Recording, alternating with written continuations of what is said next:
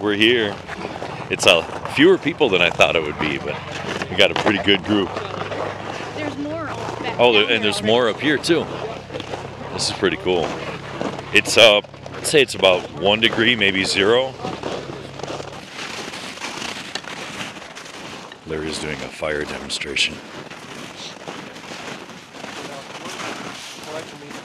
He also got me some birch bark.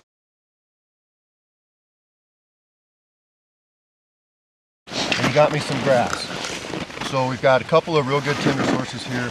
Grass will ignite fast and burn fast. The birch bark generally will ignite fast and burn a lot longer. I've got cracks in my base here and I've got a lot of fine birch bark.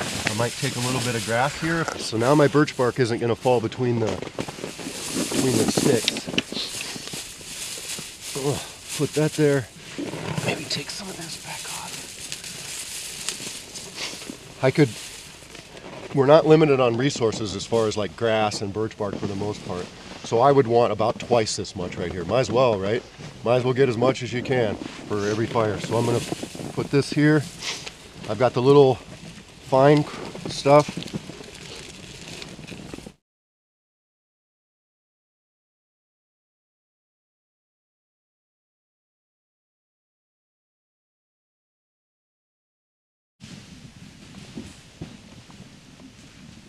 Go ahead.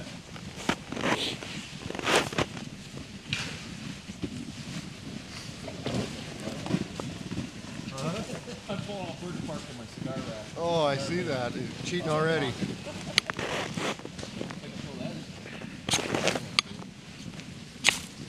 Cigar wrappers?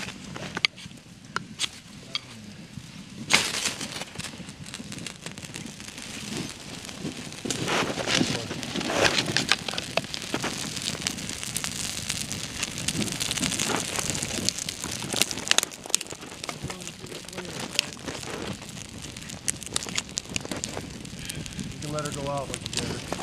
You can save all that when we make it more fire. Just made my first fire with a ferro rod and my knife using birch bark, which is like a miracle, and some dried grasses and some twigs. We're getting ready to go collect some small wood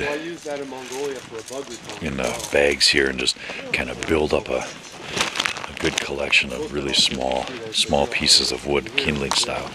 But if I'm really trying to pick the best of the best out of this grass, I'm going to grab this grass and I'm going to pull gently like this. Maybe not so gently, but still I wasn't ripping the whole thing off. Now this stuff right here is the driest of the dry out of that. So if I need to use just grass for a ferro rod fire or a little bit moist out or whatever, I can harvest it like this. This big, huge contractor bag full. I didn't know how long we were going to walk, so I filled it relatively early. I've been carrying it the whole time. I put a fire base, some dried wood. Sometimes even wet wood will work, okay? Especially aspen. Aspen will burn green. It's really smoky and it sucks, but it will burn green. Once in a while, if I need my fire to last like a long time, or I want it to take a long time to burn down, like let's say maybe there's 2 feet of snow on the ground, I can lay some of these green aspens out, maybe about this big, and that'll prevent that fire from burning down, and it'll actually burn that aspen over the time.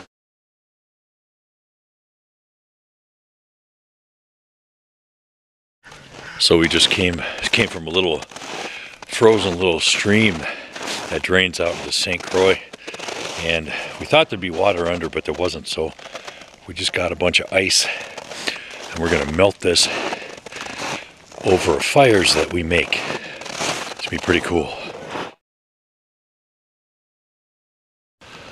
Well, made a fire, boiled water, and he got it. And people are just kind of doing their own thing. Some guys are more advanced and they seem to be doing like bow drills and different things like that. There's a father and a son over there. I think the son is about 10 or 12, something like that. And right now it is 4 o'clock. I have no idea what we're gonna do, but I'm hungry. I know that much. So here we go. And then we have frost nip.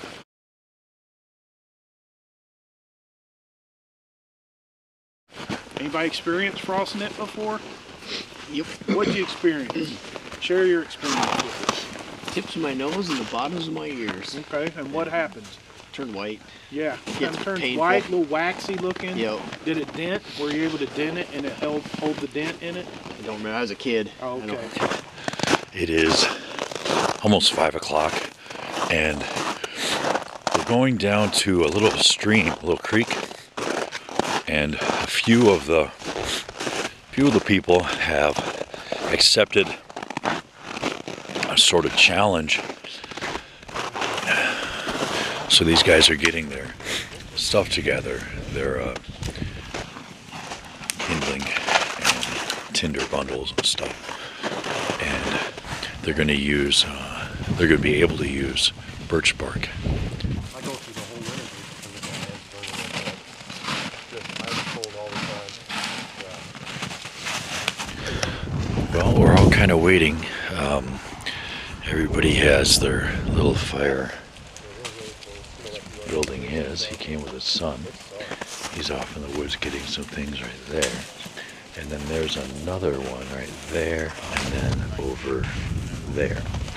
And what these guys are going to do is they're going to put their hands in water here in the stream after breaking the ice with little axes. The thing I would say is, if you've never chopped through ice with the blade of a hatchet, it goes all over the place, okay? Be careful. Don't chop anybody. Let me get pretty good. Start chopping, let's get some holes. We're gonna...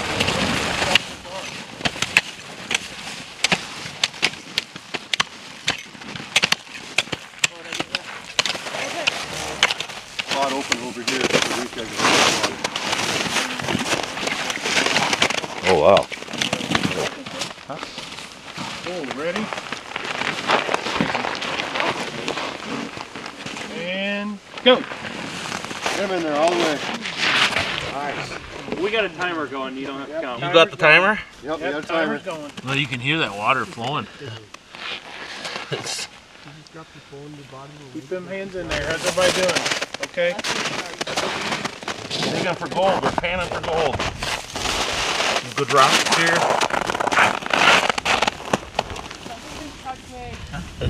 George. It was the other Pull them out, make a fire. It's like I was reaching in the pool and getting here.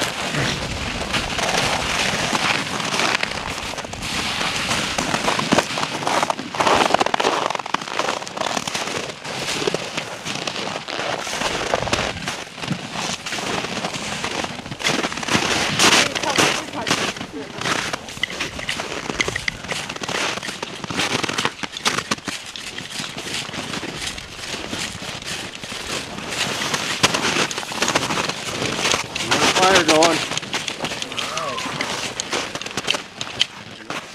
We got a second one started. Wow.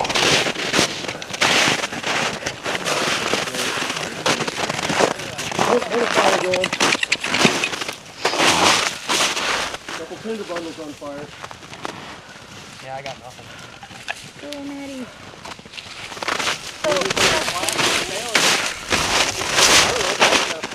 There you go. You said you got nothing, you got it.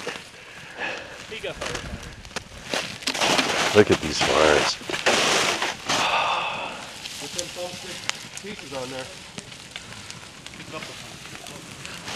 Wow. That one's going good. That one's going good. That one's going good, but the other one still has fire on it, and yep, we can win. The count or no? Yeah, count it to me.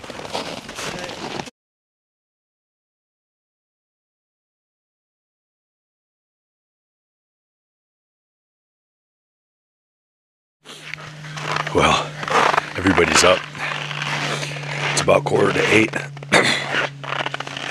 I think one guy went home because he stayed up all night. It was cold. I think he just couldn't get comfortable. But we're all around the fire. having a breakfast. You see the sunrise back there, looks pretty nice. Everybody's just hanging out, kind of getting ready. And there's a big, huge container of sausage.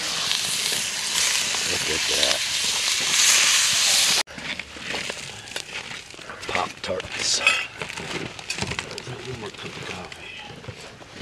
Still eating this. Waiting on the water in the big pot to get as hot as it can get so I can make this hot cocoa. I've been carrying it with me in my pants pocket and taking drinks here and there. One thing I learned from yesterday is I'm going to carry some of this bread in my other pocket so I have something to snack on as I'm working, as I don't want to, you know, forget to eat or whatever. But it should be a good one. There's no wind. It's really crisp.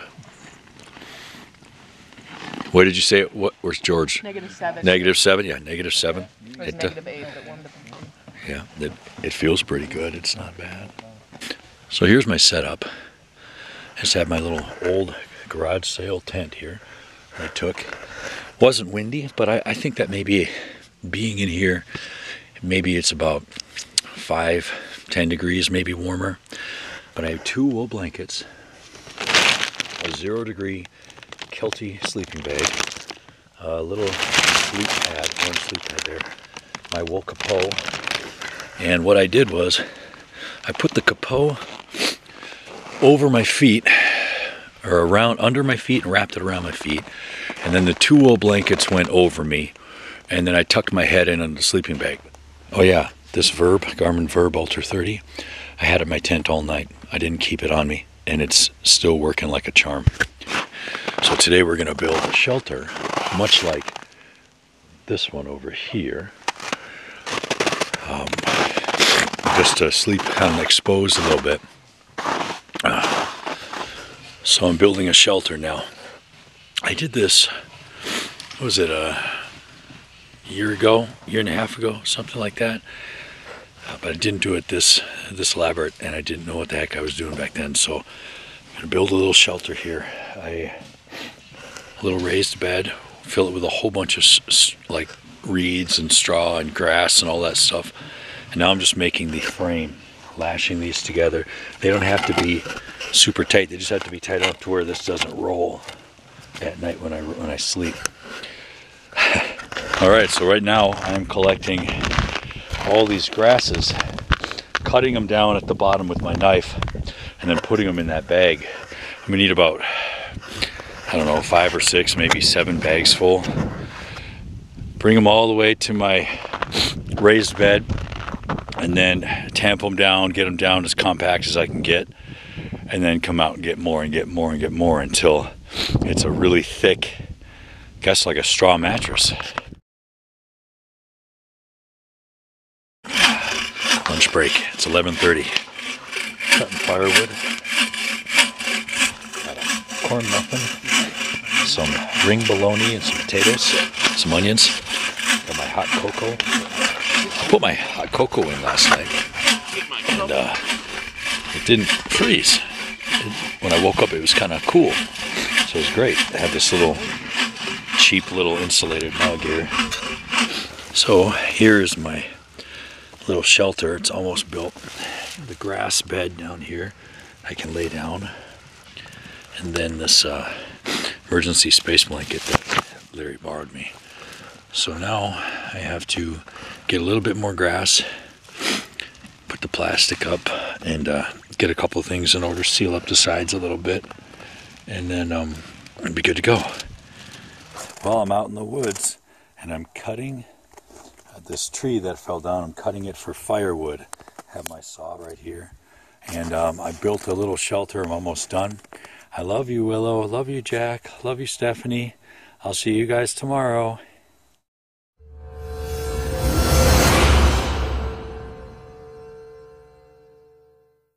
Everybody is collecting firewood, and I have a brand new Boreal 21 saw here, and I'm about to tackle this.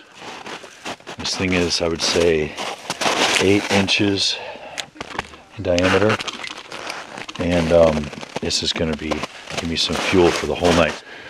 Cut through it, didn't warp, didn't bend, blade is still straight. Got down to where it was maybe this much, maybe an inch circle, and then I could just step on this and it fell down. So that worked pretty good. Now, I just have to cut it here, right here, and then cut it up here some more.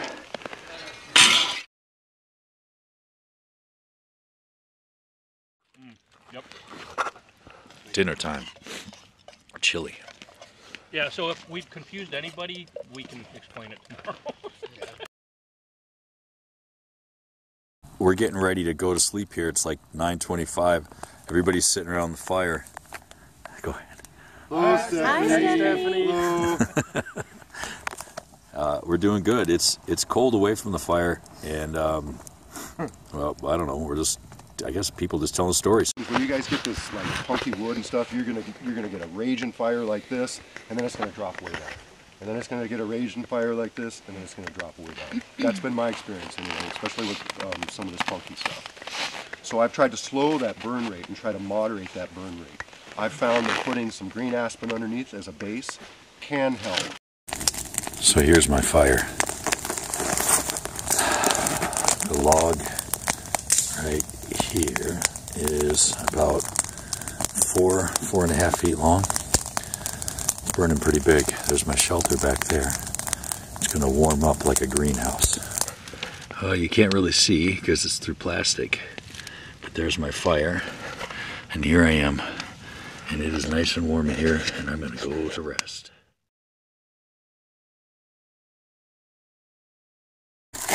Well, it's morning, Sunday morning. Last night was pretty, well, it was pretty rugged. We had a rotating fire watch, which was pretty cool. You know, one person got up and then woke up the next person after an hour, keeping everybody's fires tended. And my fire watch started at 2, and technically I went to bed at 10, which meant I started my fire at 10, but I didn't get to sleep till about 10:45 or so, and I didn't really sleep very much. I got up about 1:30 cold, because just one side of my body was freezing cold. The other side was okay, facing the fire, but my fire was, it was raging, and then it would get down, then it would be okay, then it would get down, then it would be raging. It wasn't consistent.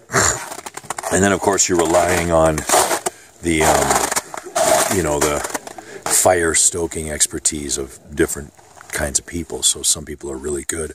And then on top of that, you always have somebody walking around crunching on this styrofoam snow. So I kind of just woke up at 1:30 and took my watch at 2. And then at 3, I looked at my fire, and it was not going to keep going as high as I needed it to go. So I ended up going into my tent with my sleeping bag and slept till about 8. Slept pretty good till about 8. Pretty warm. I think it got down to about 14 or 15 below last night. But it was a good night. It was just a good thing. Right now we're winding it down. We're going to learn about hammock stuff. And then we're going to go into Larry's place for some hot coffee and just relax. They also make it, the War Bonnet XLC And a Blackbird. Blackbird, which has a built-in bug net. It zips off, or you can get a built-in winter cover, which is like the same material basically, encloses the whole thing.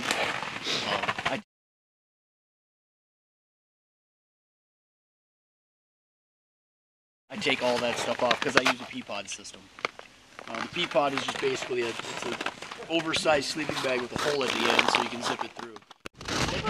Everybody's heading out. We got these cool certificates. Certificate of Completion Winter Survival Skills. We made it. It's no small feat. You know, there were only, I think, 8 or 9 people, and I think about 3 or 4 of them didn't make it the whole time. So this actually means a lot. So that's the end of the winter survival class. That was awesome.